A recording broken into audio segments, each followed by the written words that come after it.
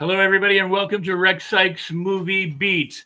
Conversations with filmmakers. Well, you will discuss everything from film and television. I'm Rex Sikes. I'm your host, and here on Movie Beat, you'll learn what to do and what not to do when it comes to making movies and TV. We will talk to everyone behind the scenes and in front of the camera, and I'll provide you with guests and the information you're going to want to have, whether you're a filmmaker or a fan. So now we're going to move behind the scenes here at Movie Beat. I'll tell you about my guest in just a moment, but just know this.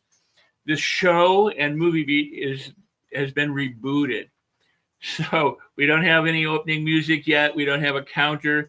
This is just a real rough, raw opening. But until we have that up there, that's the way it goes. And we'll have it up hopefully soon. Now, RexSikesMovieBeat.me is the old official site, and I'm going to recapitulate that. I'm going to bring that back. It's the blog site, the website where all of this information is going to be housed, but it's RexSikesMovieBeat.me, and it's a WordPress site. Otherwise, my site is RexSikesTV.com. You can watch shows live, or you go to the library there. You can find all of these shows at Create Your Best Life with Rex at YouTube. And so you want to go there. You'll find my other show, Create Your Best Life with Rex. And you will find Rex Sikes Movie Beat.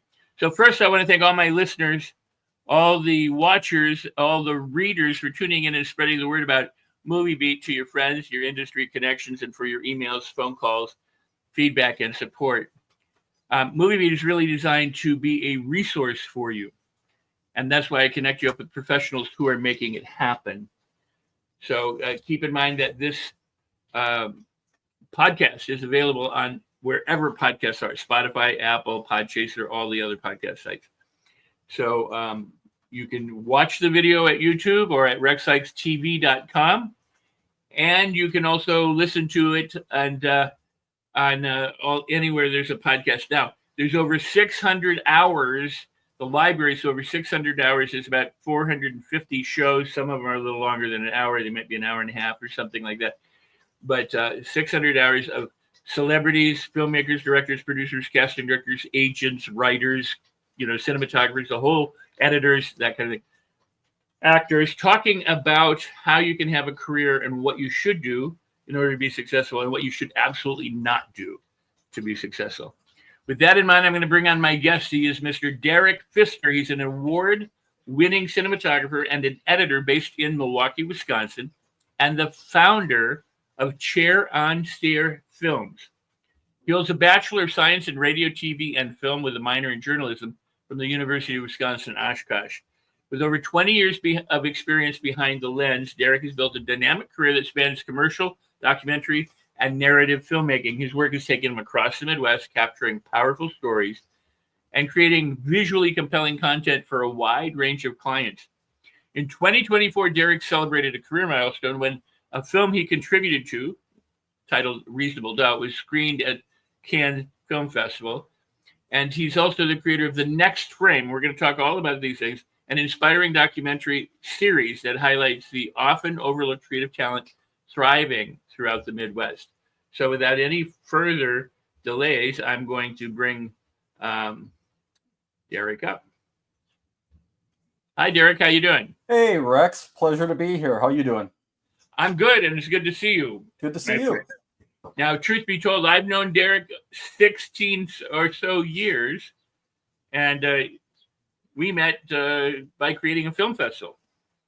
Yeah, the Field Film Festival based out at the no longer UW Oshkosh campus. They just sadly closed, but yeah, we created a film festival there my first semester in college. So things kind of started off with a bang, meeting you and doing the film fest, and it just kind of exploded from there. And then we worked on a bunch of projects together, 48-hour stuff and some of your stuff and some of my stuff. And so we've known each other and been friends and colleagues and compatriots or whatever for all this time. And I see that, hey, hi, Teresa. She's, hello. I'm glad you're here. Now I want to tell everyone this was supposed to be a recorded show that would be broadcast next week, just because the situation made it very difficult to do a live show. So somehow when I hit record, it went live instead of recording the show. So I messed things up, but we're broadcasting live. And so Teresa, if you have any questions or comments, or anyone else who's watching live, feel free to ask questions or leave comments. Otherwise, the show will be broadcast in replay, and the link will be up just as soon as the show is done. So let's do this while I'm here. Let's find your chair on Stair Film so that people can find it and they know how to look out and reach for you. It's scrolling down there below. Let's talk a little bit about the film festival and then Chair on Stair Film and how that came about. Absolutely. So somebody named Sean and Phil, who was a DP on some of our different projects, and I came to the college, and we met you and other students, and developed this film festival that lasted for a few years at least. And it was a good time. I mean, I thought, and the students programmed it. You guys programmed it. Yeah. It wasn't what I was expecting when I, got involved at the campus. I thought I was going to join the film club that they had there and make films. But we got involved like hot and heavy right away by starting a film festival from scratch. And that was just something totally new to me. I'm this guy just out of high school, starting college, and I just wanted to make movies. And you and Sean and Phil showed up, and then we got the idea about starting a film fest at UW Waukesha to draw in all this talent from around Wisconsin. And that's absolutely what we did. We drew in so many people. And a lot of the people were thanks to you guys, too, with the connections that you had in Milwaukee and all that type of stuff, because there's so many creative talents, so much creative talent throughout the state of Wisconsin in general. But we started this film festival. Me and some of the other students in the film club, along with you guys, we went around, talked to local businesses to help get sponsors, told them the cause, and they showed up. They believed in the cause, and we had people show their movies. And for me to be like in charge of doing something like that, to speak in front of a bunch of filmmakers really for the first time was special. Yeah, and Sean and Phil and I were really consultants. I mean, we were kind of coaches or guides, but I mean, it was really about letting the students take charge of the film festival and make it what it became. Absolutely. Yeah, it was, we had it the first 2 years. So I think it was in February of 2010 was the first one. And then we did another one, I think that following fall, I believe, or either that following year. And then, the same spot, drew in tons of people, had a bunch of activities during intermission. Aside from just being able to network, there were fun activities based on some of the movies. And like there was like one documentary about murder ball, and you were able to actually play murder ball in the hallways down from the theater that we were doing the screening. So that was fun for local viewers to come and do and kind of understand some of the films a little bit better and just network. And what's really encouraging is that you pursued a film career, whereas some have and others haven't. But you made it the thing you do every day. So so tell us about Chair on Stair Films. Do you want the long story or the compressed story? We have some time. Go ahead and tell the long story. All right. So I came across this VHS tape back in 2003 that my brother did with a couple of his buddies during their senior media project. And it was pretty much a fake movie review show where they would pretend to go out and see some new movies, which were really just their favorite movies, which were films from like the 80s and 90s, like Indiana Jones and Raiders of the Lost Ark and Days of Thunder, that NASCAR film with Tom Cruise. And they would pretend to go to the movie, come back to their studio, which was just a room with movie posters all around it. And they would just kind of sit alongside each other and discuss if they liked the movie or not. And it was called Looking at the Movies with Walter and Duke. I fell in love with it because you could tell that they were having a good time. They loved movies, which is what I did at the time. And they would review the movies and pretend to show a clip, but it really wasn't a real clip of that movie. It was just a acted out clip that they did of that movie. So like with Indiana Jones and Raiders of the Lost Ark, there's the beginning where Harrison Ford's running away from the giant boulder ball. And my brother did that scene, and it was just him running away from a basketball all throughout the neighborhood and in my parents' basement.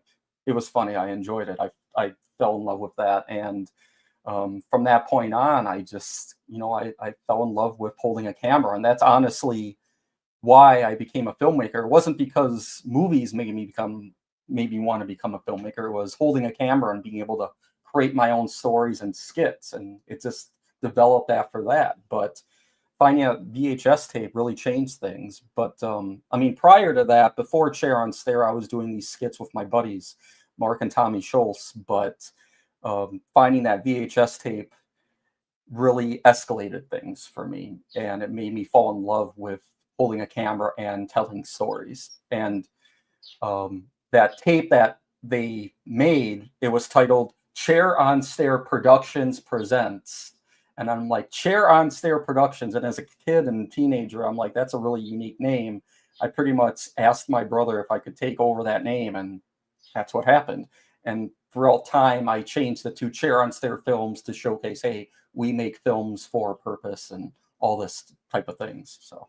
Wow, no, that's cool. I didn't even know that. Yeah, it's a fun story because everybody's like, Chair on Stair Films, that's a unique name. What's the meaning of it? Where did it come from? And that's where it came from. And the overall meaning of it is you can get ideas from the most unique and simplest of places. So you could get an idea of like maybe sitting at a coffee shop and you see somebody with like a pencil or pen sitting on the edge of a table, or a drink spills, or somebody's doing something loud in the background. And it can give you an idea, and then that idea develops into something that you never even imagined, or, it could explode. And that's kind of the meaning of Chair on Stair Films, is you get ideas from the simplest of places and you develop them, and they can develop into something you never even imagined, to inspire, to entertain, and all that type of stuff, have purpose. So our job as a production team is to turn somebody's ideas, whether it's your own idea, a business's idea, or somebody else's, to turn it into an actual fully developed project. So yeah, whether it's a video or a film, that's what we do. And that's what we've been doing for well over 20 years. Yeah, no, it's amazing because you've done shorts, you've done the 48 hour, you've done features, you've done documentary, you've done narrative, you've gone to Cannes. I mean, you've done a lot of different things. By the way, if you're watching live, or you can't do it during the replay, but if anyone's watching live and they have questions or comments that they want to make, please go ahead and put them in the chat room. Again, this show is being broadcast live. It's an error, but I'm glad that we are. So if you're watching live and you have a question or comment for Derek or myself, please go ahead and put it in the chat room, and we'll attempt to get that up there for you. So what? I mean, I remember, 16 years ago doing, some of your projects.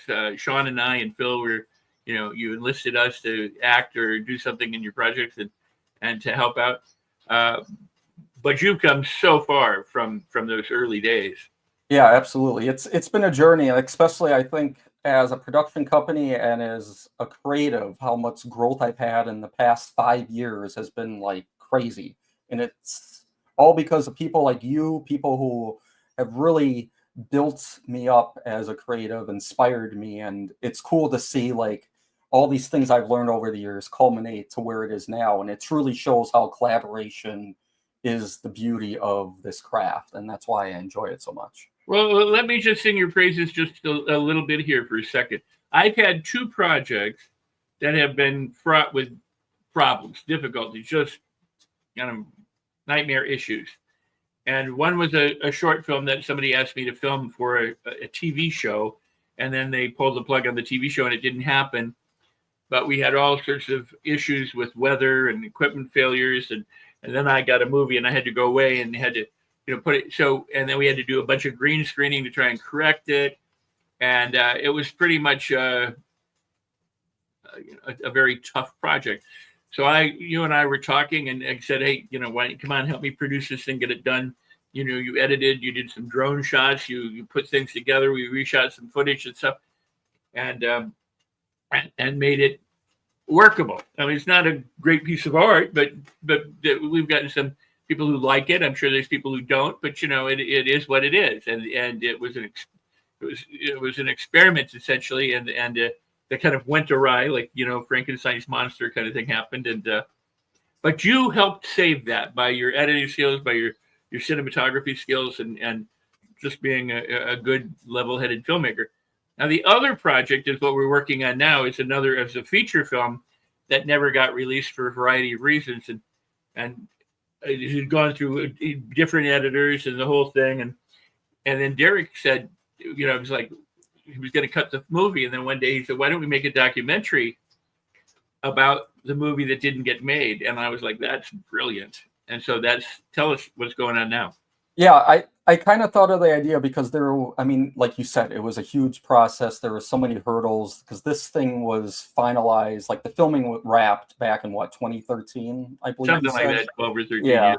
2013 out here in Milwaukee. And there was a whole bunch of things where footage went missing. Footage was either like deleted for whatever reason, stuff like that. And I'm like, just going through it, we were missing so much, and there's still stuff that we can't find till this date. And I'm like, what's a way to still make use of everything you guys did, like all the hard work that everybody did? Because as a filmmaker, that's what I'm about to say is the purpose of this documentary is to never let your projects go unfinished, because there's all the people that are involved in it. They put their time, their effort into it. Because there's so many projects out there that aren't paid. And so many people put their time into do it, and you want there to be like a final, like overall product or something that they can see that they can either use to help enhance their career or just showcase their abilities. And I'm like, what if we turned everything that we still have into a story, still like maybe a documentary where we talk about the importance of completing projects and the importance of doing specific things that we learned off of during the film production process to prevent these things from happening. And yeah, it just kind of escalated, and we just got done filming your main interview this past weekend.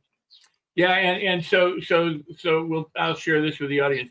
This was not meant to be a labor of love. It was meant to be a paid gig, and we raised some money, and then some of the money was applied, and some of the money disappeared. Somebody took the money, and so we ended up not being able to fulfill that side of it where I wanted to pay the cast and crew and make sure that everybody, was well compensated, but didn't work out that way. And then it was a labor of love in the sense that we were all, this community of actors and crew makers who were doing this thing. And Phil Cook with beautiful cinematography, I think, for the project. It looks just so good. And some of the film didn't get uploaded, and some of the sound didn't get uploaded or didn't get cataloged properly. And then it went through a handful of different editors for different reasons. And so some things got missed and some things got misappropriated and everything. And all the while, all I wanted to do was, if nothing else, I wanted to get this thing finished for the people who worked on it so that they could see that their work was, that held in high regard and high esteem, and that and so they could celebrate something, even if they didn't get paid, even if it didn't get released, but they could at least have something. And then Derek, we were talking about all the film and what's missing. We had a whole bunch of meetings, and he goes, "Well, how about making a documentary of it?" I'm like, "That's brilliant, because we can use all the footage that we can to show what the film was, but we can tell the story about all the things that went wrong, all the mistakes that we made or I made, all the things that we did right or that I did right, because sometimes I did do some things right, not always, but sometimes, and everybody could, do it." And there were some wonderful, talented actors. One little girl, 7, is now like 20, in the movie. So it's now starting to come alive and to get out. So I'm excited. We did some filming recently on it, and I'm excited about how it can come together. Yeah, absolutely. I'm looking forward to how we piece this together. We got a good chunk film this past weekend, so I'm excited to go to the next steps, go through it, see what we fully have to work with, and maybe even get some other interviews set in for it. Yeah, indeed. So that's part of an exciting project, and so that's about Serum, the movie, and people can look up Serum. There's a number of serums out there, but there's a taste, it's a glimpse of Serum that they might be able to find on YouTube, or I don't know what the other one was, Serum something, or behind the scenes Serum. But at any rate, I'm excited by that, that we're moving forward so that ultimately everyone who was part of this project can at least know that that a version of it got done. Yeah, absolutely. And then we'll go from there. Um, so switching gears a little bit, you went to Cannes. I did at the 77th annual Cannes Festival, so about a year ago. So that was crazy. It's crazy to even say that a year later as well. It's just the fact to be able to have your work screened there and be able to walk around the grounds that all the professionals are doing, and all the international filmmakers being able to just see so many different people there, and you're around people who have the same exact interest as you. And one thing I truly didn't expect going to Cannes is like it's you're there to see movies, but you're more so there. I would say, I mean, above everything, is to sell your movie, make connections, network, have people buy your ideas, stuff like that, get things distributed, because you walk around the grounds of everything around there. People are just showcasing their work, networking, passing their cards. That was one big thing, is they said, don't come to Cannes unless you have your business cards with a barcode on it. And then if you have that, you'll be on track, as well as having your IMDb updated and all that type of stuff. Because if you didn't have either one of those things, they were going to look at you funny and just like, why are you even here? So, but luckily I got all that stuff like updated, finalized like the day before I flew out there. But overall, it was a phenomenal experience being able to meet everybody, these different filmmakers. Literally like different pavilions out there, from everybody from all around the world, just showcasing their work, being able to chat with some of them, and just seeing how everybody dresses. And believe it or not, that was my first time overseas, out in France. So that was fun. That was fun being able to make that my first trip overseas, going to the Cannes Film Festival. Yeah, I mean, if you have to go somewhere, you get to go to Cannes Film Festival and participate in that and be in Cannes. I mean, on top of it. So yeah. How marvelous. By the way, if you're watching or listening, this is available wherever podcasts are available. So you might be listening on your favorite Spotify or Apple or Podchaser or any number of places. And it's also available at rexsikestv.com. And if you're watching live, when we record, you can ask questions or leave comments in the chat room. And I hope that you will, and that you do, and that you share this show with others. You can always subscribe to Create Your Best Life with Rex at YouTube. And I also have a Rex Sikes Movie Beat channel as well, but these shows are not going up there yet. But everything's in the works right now. So if you have comments, you can do it while we're live. If not, feel free to share, subscribe, like, and comment after the fact, wherever you're watching or listening to this show. So, is in terms of being a commercial filmmaker, and you're doing work for other people, and can you describe the kind of stuff you do on a daily or weekly basis in terms of making film or projects that you're doing? Yeah. So I've worked. We turned Stair Films into an official business back in 2010, and we started out doing just weddings. And I did like my first 2 weddings by myself, back to back, one on a Friday and then one on Saturday. Don't recommend it, especially by yourself if you're brand new, just straight off the bat. But anywho, I did that, and we started just doing weddings for the first 2 or 3 years, just weddings. My partner, Brendan Adams, who has been my best friend since elementary school. And here we are running Chair on Stair Films together and making films together still to this date. So that's crazy. But we started out just doing weddings, and we still are to this date. And we eventually started to get noticed from just us posting on LinkedIn and such. Word of mouth, people spread because we did a good job on the first couple weddings. Like, hey, we know this guy, Derek Pfister. He's got this business. He's got his camera, his gear. He really wants to spread his wings and do other things aside from weddings, because weddings can only get you so far. It becomes monotonous to the point where it's like, okay, I'm not really doing anything new, and I'm not spreading my wings anymore. I'm just kind of doing the same thing. So a company called Marketing Images contacted me to do this commercial about this car component that would help protect you in a car incident. And I went to their studio out in Waukesha, where I'm based, and I helped them film it. It turned out great, and then they wrote me a great review. And then people, once they see those reviews, you pop up, especially when you search like wedding videographer or Milwaukee videographer just on the web, and your reviews will pop up, and especially if you use those tags. And that's how I kept on getting new jobs, and from that and word of mouth, just by like my great recommendations and all that. And I did jobs for like Miller Coors, stuff like that, and it's just for commercial work, and it was fun. It was fun doing that. And then people knew me as like, oh, Derek's always been a filmmaker. Let's bring him on board for helping out with our productions. And I did that. And after one just led to another. And I just had that heart and passion to keep up doing it. And it was all because I kept saying yes.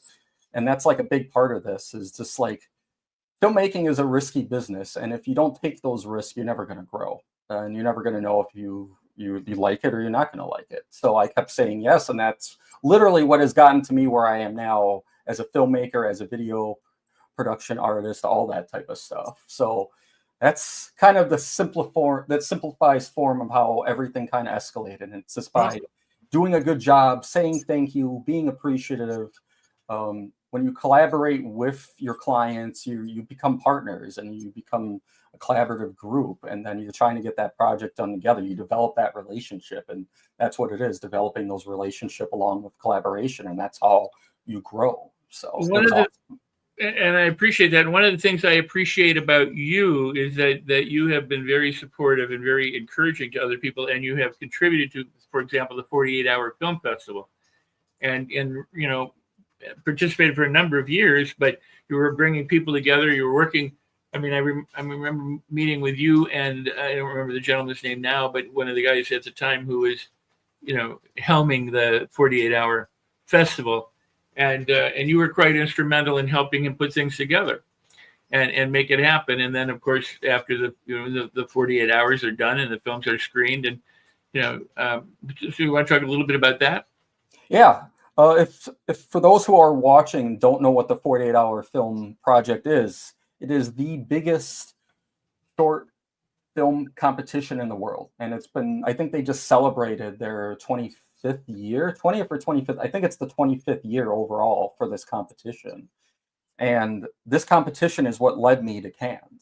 I did a film that I helped out with, contributed to, was for the 48-hour film project, and that got all the way to Cannes. That's what this project, the 48-hour film project, can lead you to. It can get you that far. So because of me doing this for so many years, it really, really shows. And my network is because of this competition. And this competition pretty much it stresses you. It makes you start with nothing, and then you end with a final project within 48 hours. So you go into this competition, all these filmmakers, whether you're amateur, professional, or hobbyist, they gather their teams and they all meet in one spot, one desired spot by the city producer who's in charge of your state or city. And you go in, and there's three main things each team gets. That's the same, which is a character name, a line of dialogue, which you can't change. It has to be exactly the way they give it to you, and a prop. Those three things are the same for each team, and those need to be in your movie. It's up to you how you use them. But what's different is the genre. You go in not knowing what genre you're going to be getting. So you pick a genre. You pick it from a hat, like a piece of paper. Over the years, the city producers have made it something very unique. 2 years ago, for like the horror sci-fi 48, I had to dip my hand in the slime for the horror genre, and just pull it out with gloves on and all that stuff, with getting slime all over the place. So that was fun. So they always try to find a unique way to pull your genre out. So the genres are literally like everything pretty much out there, like horror, drama, sci-fi, fish out of water, which is always a fun one. Yeah, all that type of stuff. So once you get all that, your team is let loose within like an hour.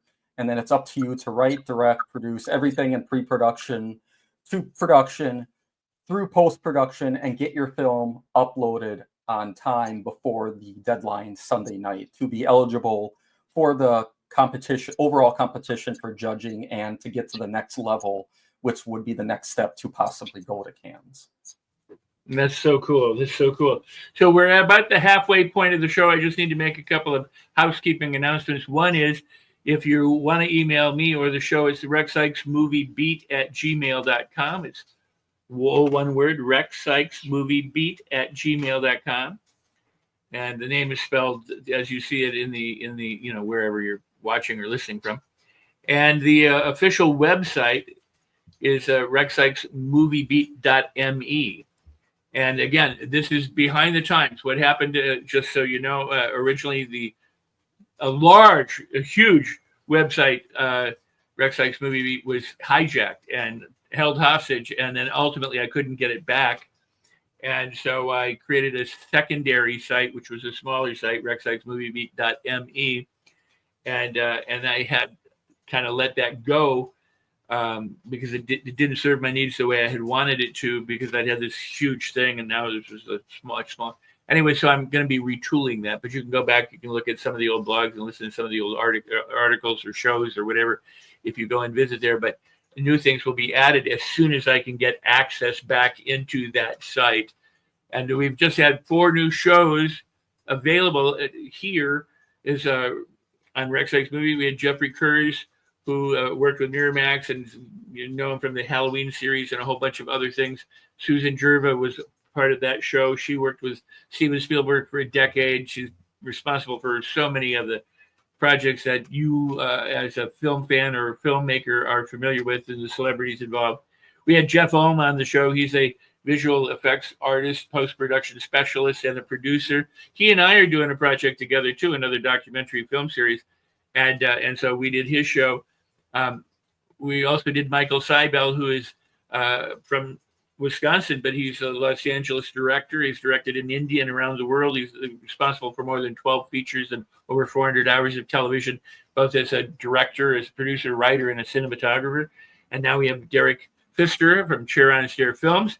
And we just got a whole lot more guests. My guests are people from around the world. Many of them are Hollywood professionals.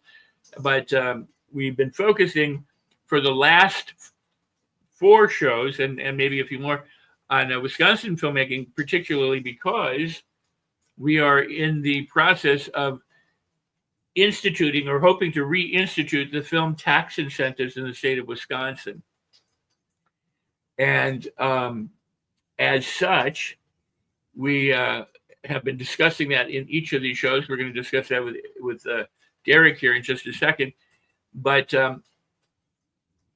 Derek, and in light of that, I want to focus on what you're doing with the next frame, because you're valuable to this fight to get the film incentives in by your film efforts and your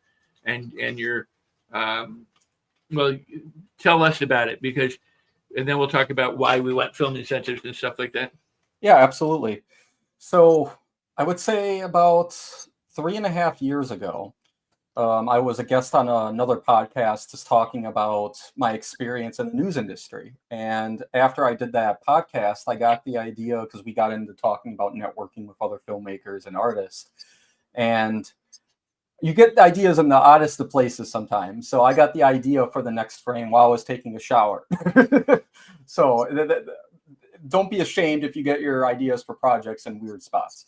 So I got the idea to showcase hidden talent, because I've met so many creative people throughout the Midwest over the years. And Rex, you're one of them. I met so many great people who have inspired me and got me to where I am today. And a lot of other people don't know about them, like you guys. So I'm like, what if I exposed that talent with a mini, like in a documentary form?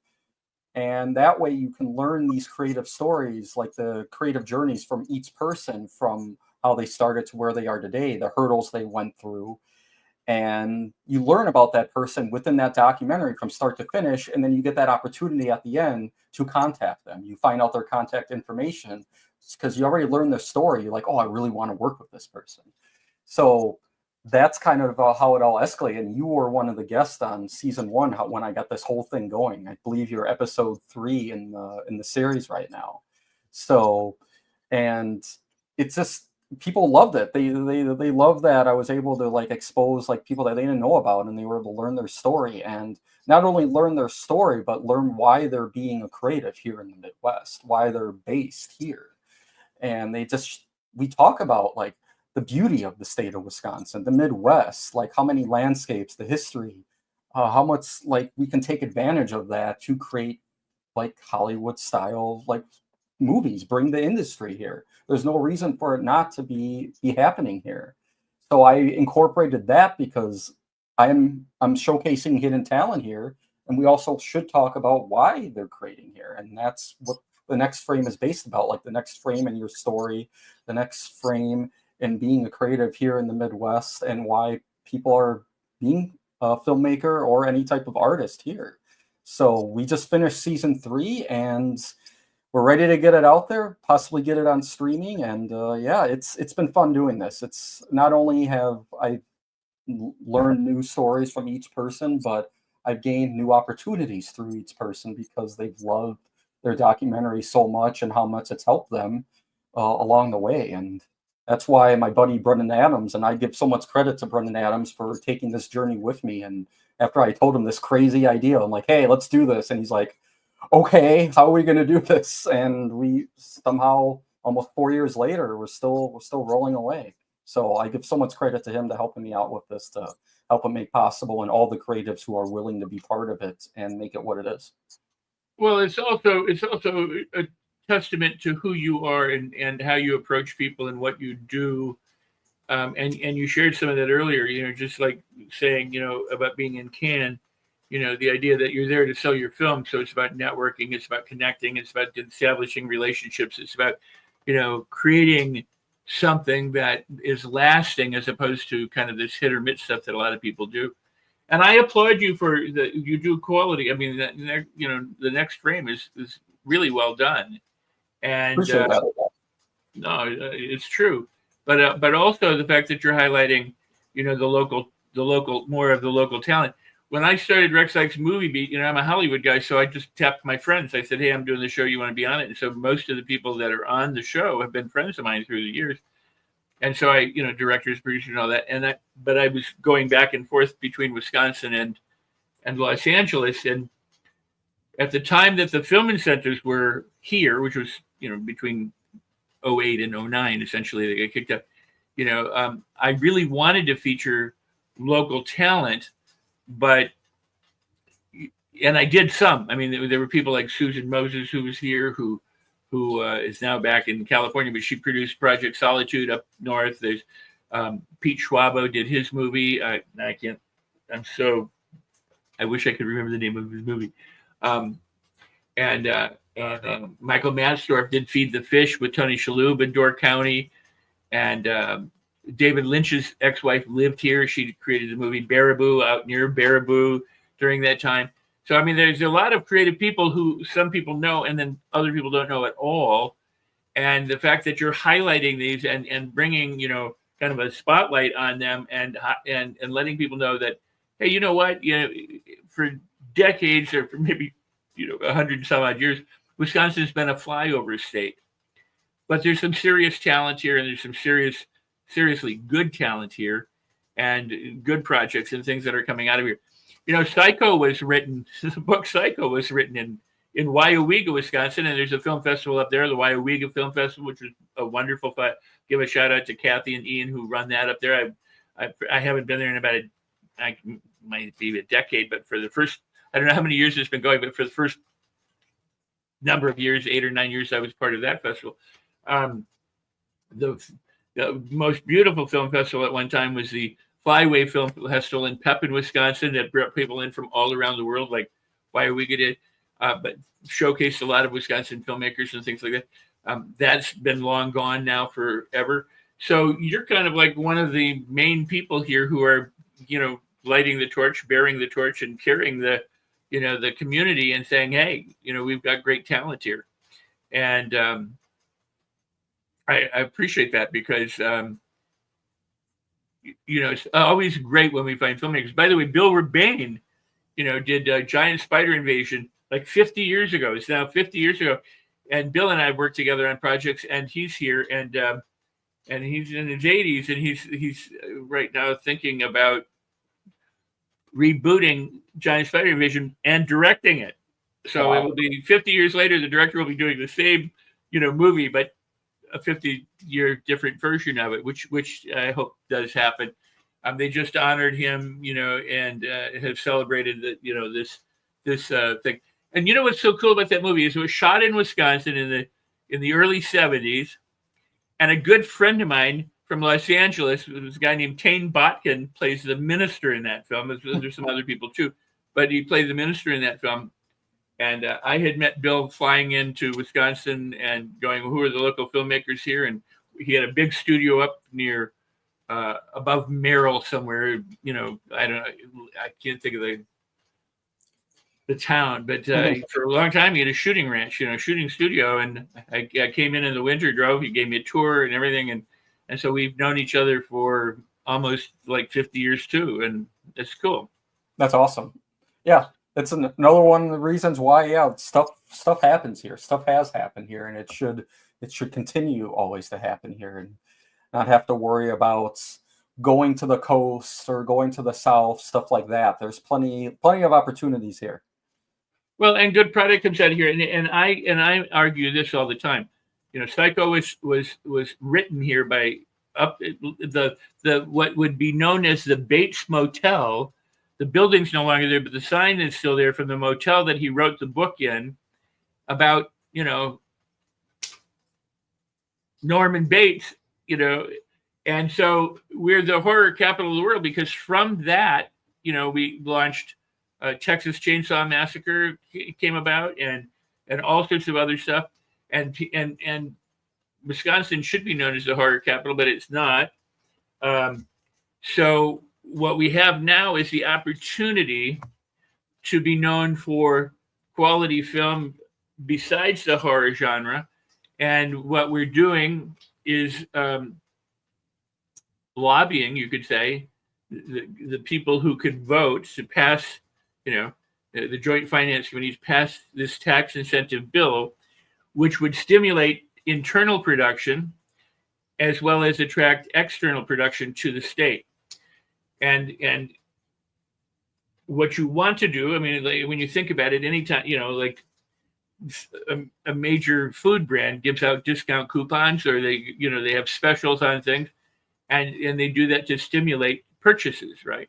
Mm-hmm. Well, with the film business, it's a manufacturing business. And like any manufacturing business begins with an idea, and then you assemble the resources and the teams and the materials needed to create something. So in this case, it's film, you have actors and all that.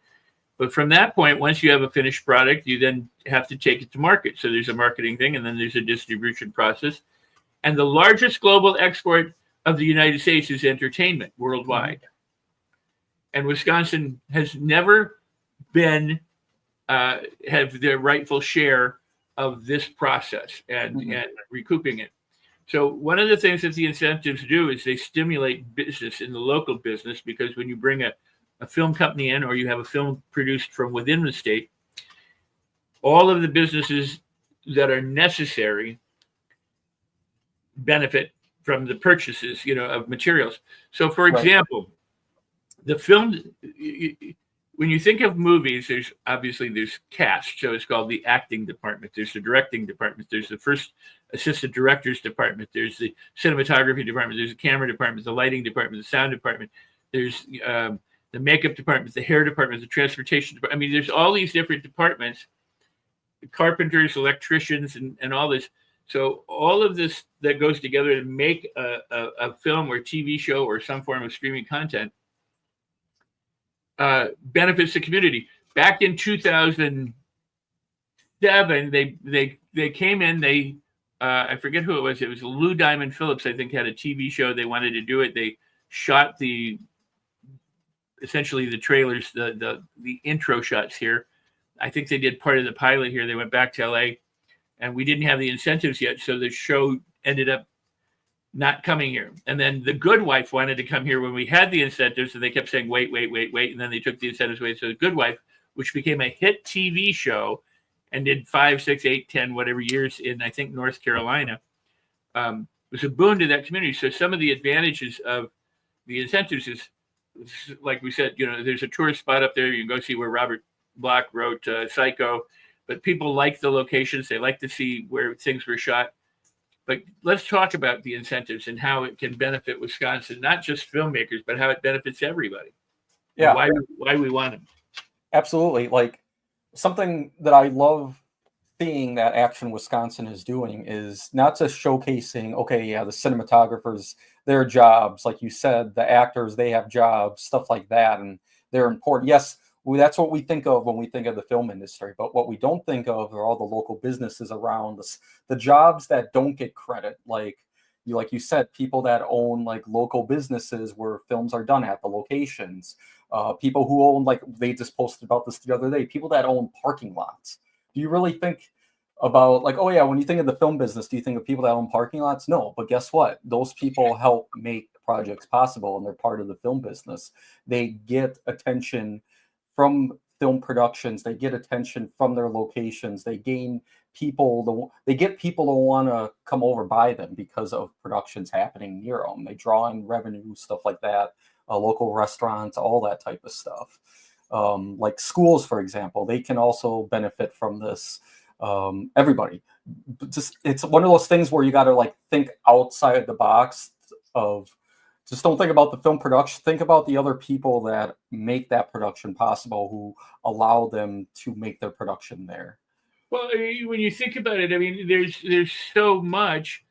I mean, it's almost mind-boggling. If I make a pair of shoes, I've got to get the leather or the rubber or the plastic or the material for the shoes. I've got to buy that somewhere. I've got to get the glue, the nails, the whatever, the bind the shoes together, the polish, to make the shoes. I then have to sell the shoes. So that means I have to transport the material. I have to get it into a store. I have to market it. So I take out ads in magazines, whatever it might be. When it comes to film, there's just so many different moving parts. What you said about restaurants, catering, is a huge part of any kind of movie production. Just like the local 7-Elevens, the hotels, the motels, you guys got to put people up, the car rentals, the parking lots, as you say, the location services. Nowadays, there's maybe not as many papers that are, because a lot of stuff is electronic, but still, historically would have reproducing something. So that, and then, when they film, sometimes they have to build things to house the camera or to mounts and things like that. There's just so many things, and the local law enforcement and permits and fire department. I mean, there's so much stuff that goes on, and that the multiplier effect means that every dollar that's spent by a film production company, there's a return on that investment of about $6 for every $1, and that's a pretty good return. Right. Yeah, absolutely. I was at a film festival. It was like last fall, and during one of the credits, one of the films listed the catering, and then someone in the audience was like, "They had catering? There's catering?" I'm like, "Yeah," and I love to see that, because that gives the audience another idea of like how films are done. You need to feed the cast, right? You need to be fed in order to perform at your best. You need to be able to focus, remember your lines, being able to shoot, being able to be in the right spot at the right time. You need to be able to think, right? So it's just small things like that I think people start to realize, and that's another thing I want to showcase in the next frame, is all the little people, I guess you could say, that don't get exposed, and they should be thanked 100%, because productions would not be possible if it wasn't for all the assistants, all the local businesses that allow you to film in their spots, stuff like that. Like, if it wasn't for all that, the project wouldn't be able to happen. Well, when we did Serum, one of the things that was amazing is we got a lot of free stuff. I mean, we negotiated free things. We got free hospitals, we got free buildings, apartment buildings to shoot in. The people just opened up so many different things to us. But one of our largest expenses was catering, was feeding the cast and the crew, So, and we were happy and proud and pleased to be able to do that. The other thing is tourism. The Field of Dreams, or wherever you go, that there's a location that is visible or recognizable. people tend to do pilgrimages to those, and there's just such a to not have the film incentives in the state of Wisconsin. We're one of the only 4 states, I think, in the 50 states that don't have a film office yet. We had one many years ago, and then we lost it. Mhm. And we're one of a handful of states that don't have film incentives. And if people don't know what's going on, all you have to do is say, look at Georgia. Georgia, not that many years ago, didn't have a film business, and they decided to invest in having one. And now so much of the production is in Atlanta or parts of Georgia. And not only that, but they continue to build studios there, studio after studio. So where Hollywood at one time was the world capital of filmmaking, it's moved to Atlanta. There's some stuff going on in Florida. It's going on in New Mexico, and different places. So I can attest to that, because when I was in Georgia, I would think it was 3 years ago. I was there with my wife, and as we were driving through, because we were going through there because we weren't that far from where they filmed The Walking Dead. So, and I love that show. And when we were driving there, we saw like 2 different productions going on just on our drive there. There was a whole production truck out to the side. There were cones leading us to a different direction, making us go slower because of that production going on. So that just gave me an insight, like, wow, yeah, there's a lot going on here in Georgia. So that was really neat to see. And it really is spreading to all those states. But why isn't it spreading here in the Midwest? There's no reason for it not to be. No, and the time has come, and it's about time that that we take care of it. The other thing that's interesting about it is that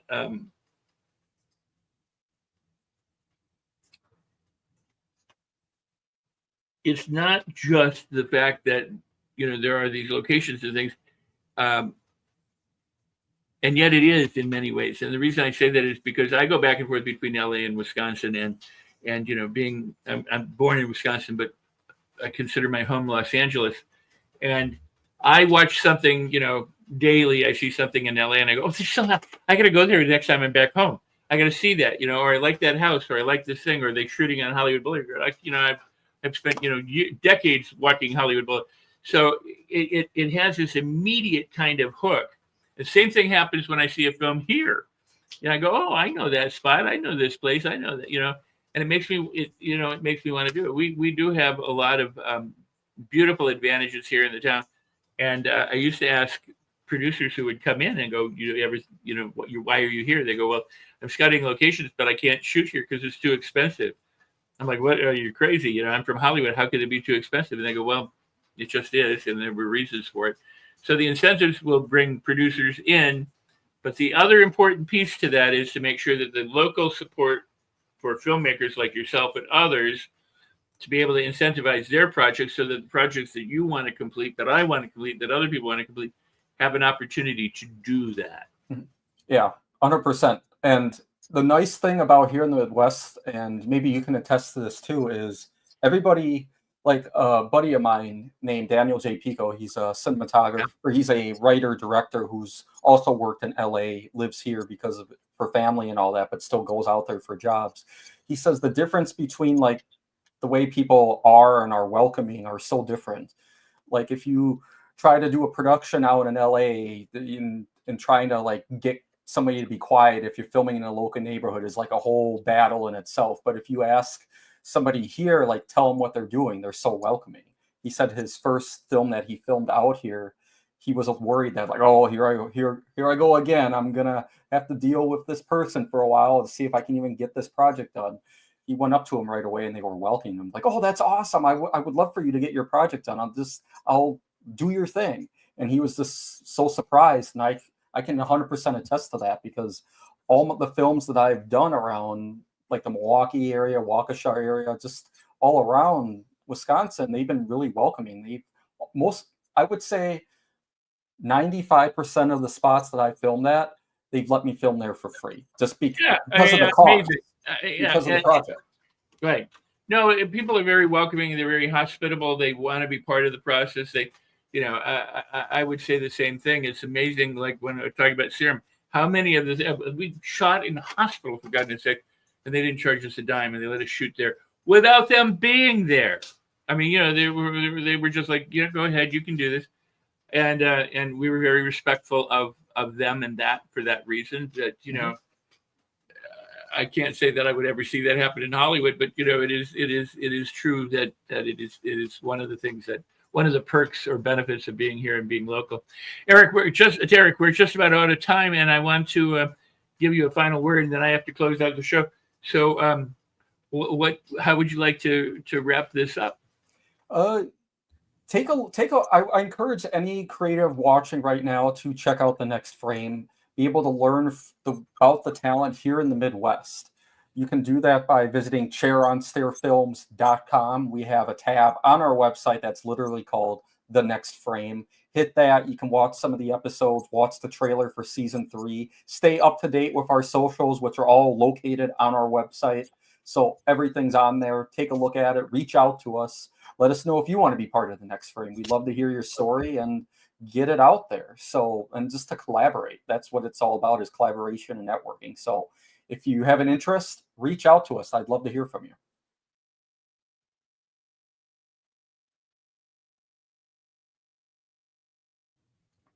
I don't know how my mic got muted. That's odd. But just disappeared for a second. I was like, oh, how did my mic get muted? You've been a great guest. I really appreciate you. Hang out in the green room for just a little bit, and I'll be right back. All right, thank you. I'm going to close the show, but you've been a great guest, and thank you for being here. And a great friend. A great friend. So thank you. Absolutely. You as well. Oh, thank you. All right. So you've been watching and or listening to Rex Sikes Movie. The official web address is rexsikesmoviebeat.me. But again, that is a work in progress, so be patient. rexsikesmoviebeat@gmail.com is how you get a hold of me. And I appreciate your comments and your support about what we're doing here, the conversations we have. Please feel free to email me at rexsikesmoviebeat@gmail.com. If you hear about something coming up before I do, contact me right away. I'll attempt to get it on the show. If you have guests that you want to recommend, or particular guests that you want to hear from that I can facilitate getting, I would like to be able to do that for you. And subscribe. Go ahead and subscribe to Rex Sikes Movie Beat, the podcast, wherever you can. I'm on the Los Angeles Tribune podcast network, for example, but you can subscribe to Rex Sikes Movie Beat. You can subscribe to Create Your Best Life with Rex.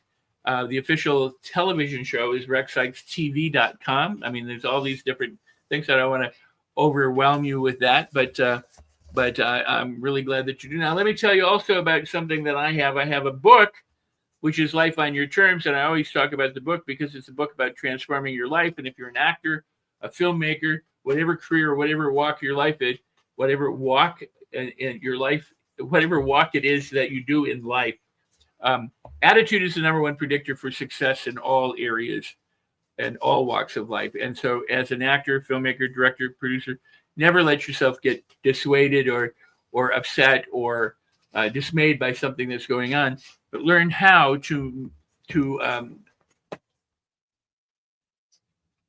activate your attitude and make your mindset magnetic. And to do that, I've got a book called Life on Your Terms, Create the Life That You Want. And if you go to rexsikes.com/book, it will give you instructions for this. So listen carefully. You get my book from Amazon, I will gift you a $497 valued online video training about mastering your thoughts, your emotions, your speech, your behaviors, and any talent or skill you want to do. So if you're an actor or a filmmaker or whatever you do in life, this is a book that you want to definitely get. And for $20 or $30, whatever the book costs, I will gift you a $497 value training.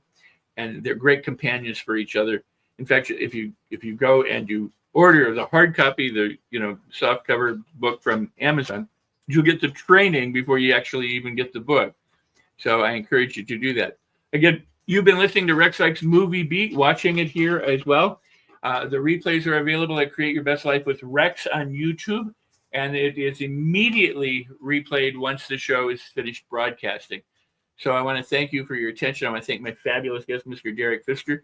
Chair on stairfilms.com is his website, and the show is the next frame. So be sure to go and check that out.